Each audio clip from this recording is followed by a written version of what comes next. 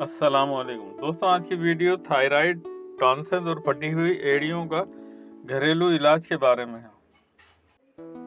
Thyroid کا گھریلو علاج: انڈے کے چھلکے 8 عدد، لیمو 2 عدد، شہد 4 کھانے کے چمچ۔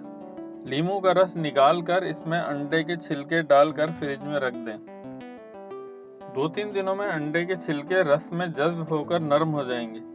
اس میں شہد ڈال کر رکھ لیں۔ روزانہ 1 چائے کا چمچ۔